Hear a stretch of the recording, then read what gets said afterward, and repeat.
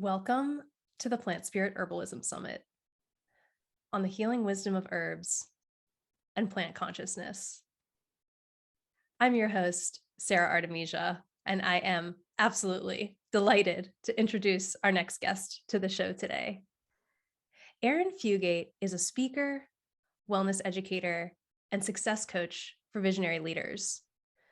Plants have been with her on the lifelong journey, and she loves sharing about her passion for natural wellness, essential oils, and entrepreneurship with inspired individuals. And she's the host of the Vision-Led Leadership podcast. So Arin, thank you so much for joining us today.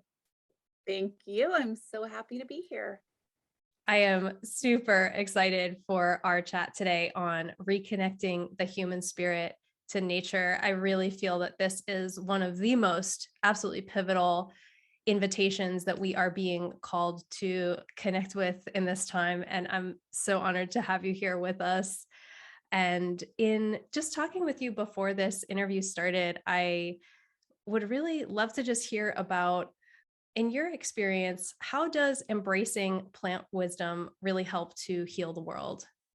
I mean, when you say that, my whole body does this flip in my heart and my mind. And it's like I feel my feet land on the ground and I just go, I'm here. I feel like it's the most important thing. We're at a time on our planet when, every generation has had something, right? But our generation, I'm a mom of 2 children under 5 years old. They are facing an oncoming semi. And there's no putting it off. Like dealing with our climate crisis, dealing with what's happening to Mother Earth is not something that we can ignore. And it's a really big knot to untie. I mean, you have to untie capitalism. And how in the world do we do that? So whenever I'm faced with a problem that feels so huge, like I just want to run and hide from it, I think, well, what can I do at like a foundational place? So I work a lot in the wellness world and I'm helping people with big problems in their body. And it's the same thing. You might come to me with a million different symptoms and a diagnosis that nobody can help you with, and you maybe are close to giving up on life. And I'm never going to tell you, take this and it'll fix it. I'm always going to go, let's go back to the foundation. And in the human body, the foundation is often the gut. And I think with nature, the foundation is the symbiotic relationship between humans and nature. Before we started recording, we were chatting a little bit about the great cosmic mother and how this beautiful Mama Earth is our mother and we are all her children. And it's like right now we're separated from that. Humans are separated from that understanding. So how could we possibly know how to heal our mother if we're not even recognizing that she's our mother or that the plants are our brothers and sisters and relations? So I feel like connecting humans back with nature, reconnecting the human spirit to nature, will naturally heal that relationship, and then we'll know what to do because it's our birthright. We're family. We're here to take care of one another, and we just got a little off track the last couple hundred years. A couple thousand or so. Totally. Yeah, it's so powerful what you're just sharing there. In your experience, how do you see healing herbs and also in your work with essential oils as being a gateway of connecting directly to nature? Oh my gosh, that was like so many things. I can really only go to my story with this to kind of unpack it and understand it. I grew up in nature. I grew up on 180 acres in Southern Oregon. My playground was the forest. I spoke to fairies. I ran around with goats. Remember like a moment with a porcupine where we really had to realize we were friends so that he didn't harm me, right? That was my upbringing. And then my mom brought essential oils into my life when I was 11. She definitely taught me about herbs and natural remedies, and it was ingrained within me. But I didn't understand that that was I'm not going to say that it's special or unique because it really isn't. It's our birthright. But I didn't understand that most people did not have that understanding. So it took me like a lifetime of trying to throw it away, not honoring it, to then have it come back into my life when I rediscovered essential oils and actually turned essential oils into my business. I sell essential oils as a part of my wellness coaching, that I then kind of had like a reawakening. And for me, I believe it happened because I was smelling these essential oils. I was diffusing them in my air. I was massaging my body with them. And these are the aromatic chemical constituents of plants. And I think that they reconfigured my brain and my cells. It was almost like, okay, we're not supposed to live in these houses. We're not supposed to live with this artificial light. We're supposed to live out under the stars and the moon, smelling the essential oils that are coming off the pine trees and the hibiscus flowers and whatever your flora and fauna is where you live. Like, we're meant to be taking that in, but we've blocked ourselves off from it. So for me, there was something about smelling, one of my favorite oils I use every day is like the fir and the conifer oils, Douglas fir, black spruce, things like that, frankincense. So I'm smelling these and I'm taking them in every day. And I think they just rewired my system to remember. And then pretty soon after a couple of years of doing that, I began to notice that when I was outside, the trees were talking to me again. The plants were like whispering to me. And I don't know, it reconnected me because I think it started to break down that barrier that I had put between myself and the natural world, which is like technology, home, striving, other elements that you bring into your body to like numb out the pain of the world, but then you're also numbing out the beauty of nature. Yeah. So important. And I love that you brought that up, how it helped to dissolve these barriers, and just recognizing that there are so many ways to connect in with the plant realm. And one of the primary goals of this experience of gathering so many different people together is to really introduce or highlight like the multitudes of different avenues of how one could potentially connect in with the depths of the plant realm. And clearly for you, that like a primary gateway for you is through the essential oils. And I love what you were just sharing about with how your experience of how it really reconfigured the brain. I mean, that makes so much sense with the olfactory system being so connected directly in with the brain. I'm curious, because you are so connected with that modality of the essential oils, what is one thing that you wish that people really understood about essential oils? Oh gosh, that's such a big question because there's so many misconceptions about essential oils. I think the number one thing is that they're not just pretty smells. Oftentimes I will hear people say, well, I only use an essential oil when I need to like make my body butter smell like lavender. Or, oh, the essential oils are such a nice scent to have as a part of a massage blend.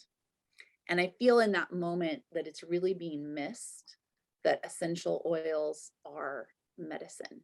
Just like an herbal infusion, just like a tincture, it's a different part of the plant, it's a different aspect of the plant.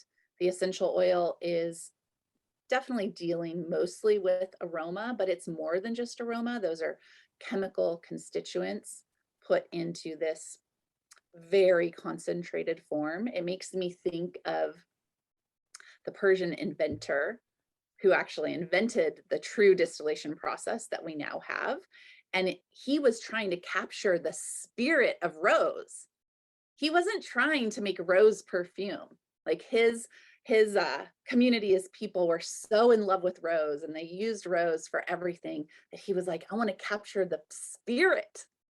And that's how, essential oil distillation came to be. So I always think of it in that way, that it's like the essential oil is this ethereal spirit of the plant. and it's the aromatic. So you can't get essential oils from every single plant. It's only the ones that really want you to experience them aromatically. When I look at a rose, it's screaming, smell me, right? Like you cannot walk past a beautiful pink blush rose in her full bloom and not smell her. And so there's something there for me that the plants that throw off the aromatic and that we can distill or extract an essential oil for them, they want us to experience it that way, but not because it's a pretty smell, because that plant wants us to take in their aroma and learn about everything that it has to give us. It kind of makes me think about this really interesting thing that happens with animals where they will self-medicate.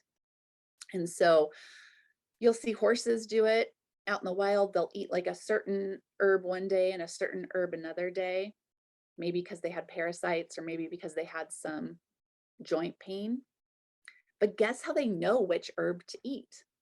It's through the aromatics. So there's something about the chemical messengers of those aromatics that are saying, you like the way I smell, you're attracted to the way I smell, maybe I have medicine for you.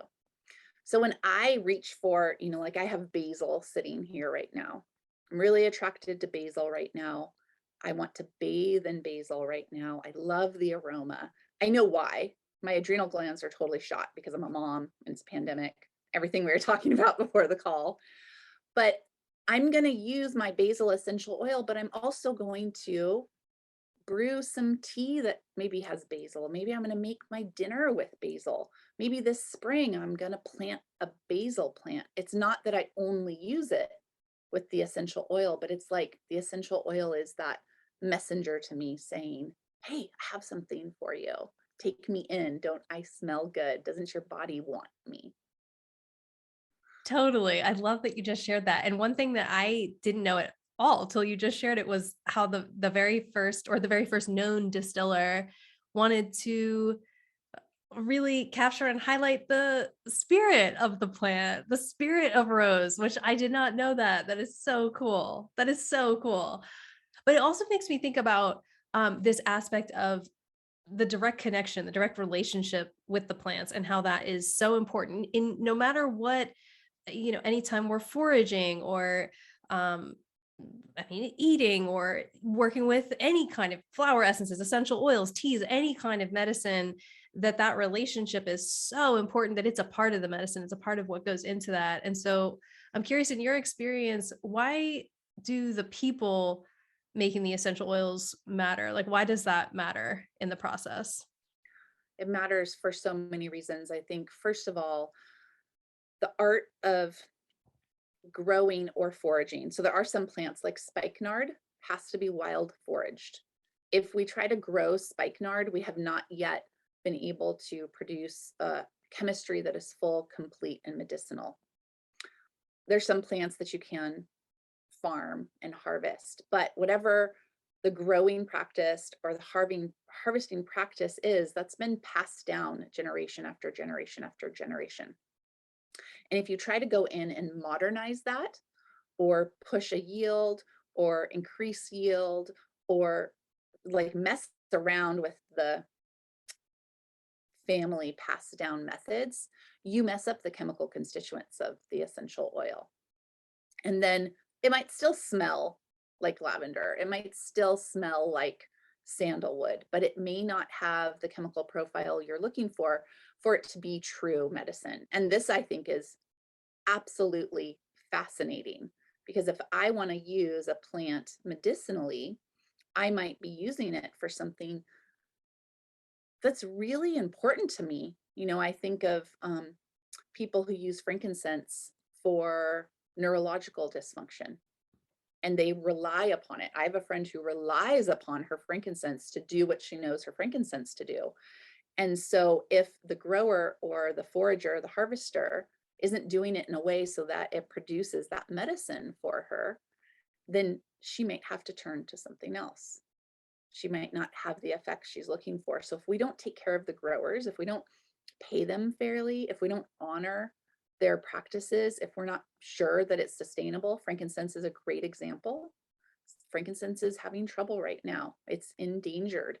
And we really have to work so hard and so diligently to make sure that the growers are doing it in a way. And of course, the brokers and of course the essential oil companies are all doing it in a way so it produces our medicine, but it also, that medicine is here from generations to come. And that definitely starts at the level of the growers and the harvesters, but it's really important to understand the essential oil trade, big picture, because it can get really messed up along the line. Yeah, that makes complete sense. One of the things that you were just talking about too, this is so important right now on the planet of recognizing this generational that we're the earth that we're leaving for the children and just the many, many, many generations to come, like for all of the descendants on the planet. And of course, being a mom of two young ones, I'm curious in your experience, do you have any stories or anything to share about connecting, communicating with plants and something that you've witnessed in your two girls as well, and just witnessing the wonder and the beauty and the magic really open up with them with the plant world as well, because this feels so important as we move forward on this planet of really just integrating this process of, yes, being in relationship with the plants. It's a normal part of life. It's not something that's crazy out there, totally different, separated from life. It's an integrated normal part of life. And I would imagine you probably have a fun story, even just recently, something that you experienced to share. Absolutely. Well, and first of all, both my little girls were anointed upon birth. So they both got diluted frankincense on their crown, and they both got Melissa, a lemon balm on the bottom of their feet. And they both, I used myrrh to heal their umbilical cords. So from birth, they had plant medicine taking care of them. And then, of course, every single day in our home, we are using the plants, whether it's in the essential oils or my family is really focused on eating lots of fruits and vegetables. So my kids are just totally blown away with it. And then I teach them, you can pick a plant, but you have to ask the plant. So really cute stories about that. But just today, I was on a walk with my 1.5-year-old, and I came upon a big rosemary bush, and I just can't pass a big rosemary bush without like honoring, you're so beautiful. Can I have some, please? And I picked a little sprig and I handed it to my baby girl, and she took it and she took a big inhale and she went, ah. And I just was so happy in that moment because she's learning that from me, of course, but I love that she gets to have that relationship with rosemary. She's not quite ready for this, but my 4-year-old is already to the point where she asks me, Mom, what does that plant do? And of course, I have to talk to her about like, well, you can't, not every plant can you put in your mouth, and not every plant is edible, but she's already so curious. Like, what does that do? What do I use that plant for? Like, she's eating her, broccoli. Like, what do green vegetables do for me? And I just love that it's not something I've forced. It's something that's natural, and they're learning that right from the beginning. So cool. And that element of curiosity, wonder, that is the best way to, I think, connect with anything. So that's so awesome that you're doing that with them. I'm curious, particularly because plants have been with you on this lifelong journey. How would you say that plants really support you in your life's work? Oh my goodness. I mean, I feel like I am in business with Mother Earth. That's what it feels like. And I didn't always understand that, right? I was in the production industry in Los Angeles, California, super burnt out on that. And I thought to myself, I need to work in health and wellness because I want a right livelihood. I want a job that supports my well-being. And I found essential oils, and I found a model that worked for me to actually make an income selling essential oils and teaching people about essential oils. But there was a couple of years where I didn't make the connection that I worked for Mother Earth. And it's funny now because I'm like, duh, of course.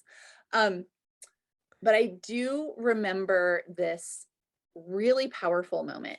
I had reached a level in my business that I was super proud of. I was financially secure, I was helping a lot of people, traveling all over the world, and I wasn't happy. And this happens a lot with entrepreneurs that I coach and help, where reaching the financial goal or the business goal that you think you have does not always necessarily bring you the peace and the happiness that you think it's going to. And for me, what it was is I didn't know my purpose. I knew that I wanted a job because we need a job, right? We live in a society where we have to pay our bills. I knew that I wanted my job to take care of my health and wellness. I also did have the vision that I wanted a job that would allow me to be a mother that didn't have to leave for 8 hours a day. But I didn't have purpose.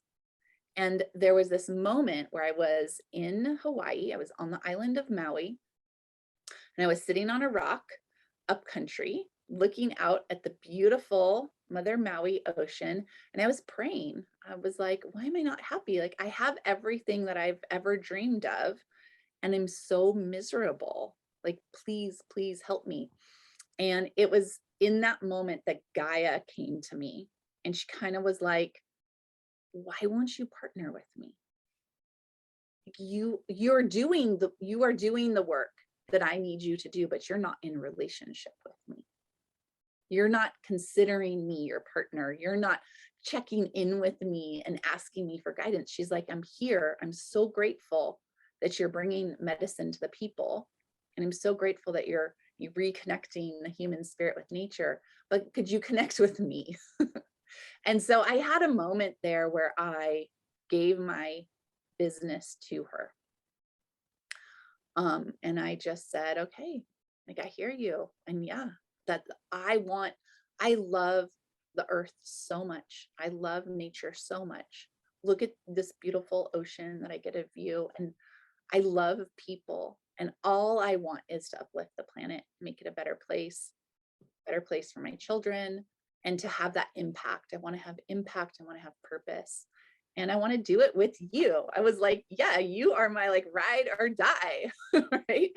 But I still have to remember all the time. There's so many times when I forget, and I forget that the plant spirits are right there with me, that they're my partners, that they're my buddies, that I'm working with them, working for them. And that is what I'm trying to heal on the planet, is like, how many of us humans, you and I are here at a plant summit, right? You would think that we're plant people, but how many humans are out there just going, gosh, why don't I feel happy? Where's my purpose? And maybe it's because we've lost that connection. Like, when was the last time you went outside and looked at the beautiful moon? When was the last time you took your shoes off and felt your feet on the earth? You know what? When was the last plant you ingested? And just kind of helping people come back to that, and also remembering to gain counsel from the wise ones that we have access to, which are the plants and Mother Earth herself. Amazing. Thank you so much for sharing that. Yeah, so powerful, so powerful. That relationship piece, just opening up to it, just opening up to the relationship that's already here. It's like the most simple and the most profound thing we could possibly do in this life. It's absolutely amazing. Thank you so much for sharing your story. I'm like tearing up, just really feeling that. Yeah, thank you so much for sharing that. So tell us, how can people find out more about you and your work? So my website is jasmineandjuniper.com. And I have tons of fun resources there, every subject you can imagine. But this year in 2022, I'm very focused on helping people connect to the power of the moon. I've always loved the moon. I've always had a deep connection with the lunar rhythms. For a while in my life, I thought that I was just very erratic in my behavior. Like, I would break up with somebody, I would move towns, I would start a new job. And then there was this particular moon cycle where I realized that it all kind of fell in line with the cycle of the moon. So I am really focused on that right now. So actually, if you go to jasmineandjuniper.com/moon magic, I make a new and a full moon aromatherapy blend. So it's a way that I'm taking the essential oils and the plants and combining it with the power of the moon and just helping people, that same mission, reconnect with nature. And there's so many ways you can do it. The moon is one way, if that already inspires you.